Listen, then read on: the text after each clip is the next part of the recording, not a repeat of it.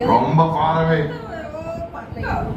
ஆண்டவர்தான் நம்பி இருக்கேன் அப்படின்னு சொல்லிட்டு வசனத்துல தூங்குவாங்க. எப்படிங்க வசனத்துல தூங்க முடியும்? ஆண்டவர் நம்பி இருக்கவங்க அவரும் அவர் வார்த்தையும் வேறு வேறு இல்லை.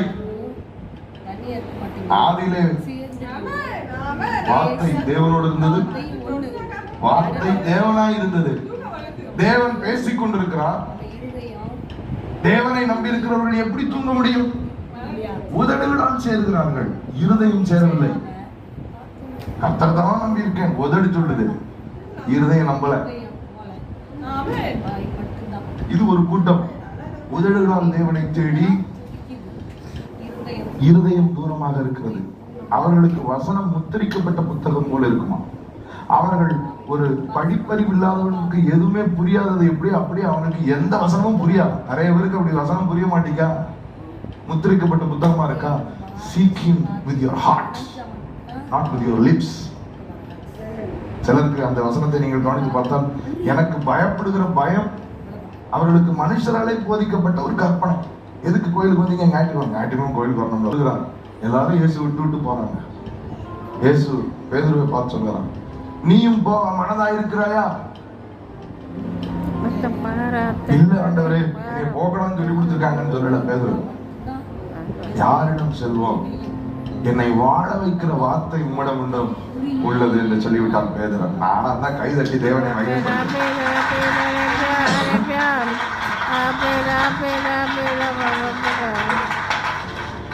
Word will make you live.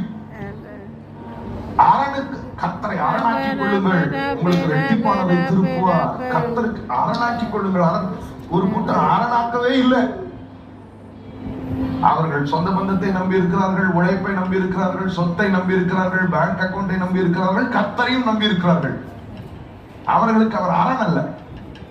ஆனால் இன்னொரு கூட்டம் இருக்கிறார்கள், அவர்களுக்கு எதுவுமே நம்பிக்கை இல்லை. நான் கர்த்தரை நம்பி இருக்கிறேன். நான் தேவனுடைய ஆலயத்தில் நாட்டப்பட்ட பச்சையான ஒளிவு மரம், என்றைக்கும் கர்த்தரையே நம்பி இருக்கிறேன்.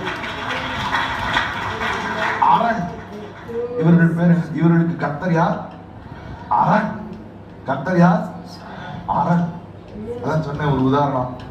பஸ் ஃபுட் போர்ட்ல 10 பேர் தூங்கிட்டு இருப்பான். அதுல 10வது ஒருத்தன் அந்த கம்பியை பிடிச்சிருப்பான். பாத்துருக்கீங்களா? அந்த ஃபுட் போர்டு நான் சொல்றது உங்களுக்கு பாத்துருக்கீங்களா? 10வது இருக்கிறவன் ஃபுட்போர்ட்ல அந்த கம்பியை பிடிச்சிருக்கேன். நான் நேற்று ராத்திரி சரியா தூங்கல, அதனால பிடிச்சிட்டு இருக்கும்போது தூங்கிட்டேன் அப்படின்னா கண்டக்டருக்கு பிரச்சனை இல்ல, டிரைவருக்கு பிரச்சனை இல்ல, பிடிச்சிருக்கிற உனக்கு தான் பிரச்சனை. நீ தூங்கிட்டு இருக்கிறது ஃபுட்போர்டு, நீ பிடிக்க வேண்டிய விதத்துல பிடிக்க உண்டு. ஆனால் அவர்கள் சரியாக அவரை பிடிக்காததற்கு ஒரு காரணம். அதைத்தான் சொல்ல வருகிறேன். They don't have a discipline in life. ஜெபம் பண்றதுக்கு ஜெபம் பண்ண ஆசை இருக்கு, ஆனா டிசிப்ளின் இல்லை. கர்த்தர் எப்பனாலும் ஜெபம் பண்ணிக்கிறோம், காலையிலேயே ஜெபம்னு அவசியம் இல்லை அப்படின்னு எப்பயுமே ஜெபம் பண்றது இல்லை. எப்பனாலும் வாசிக்கிறோம்.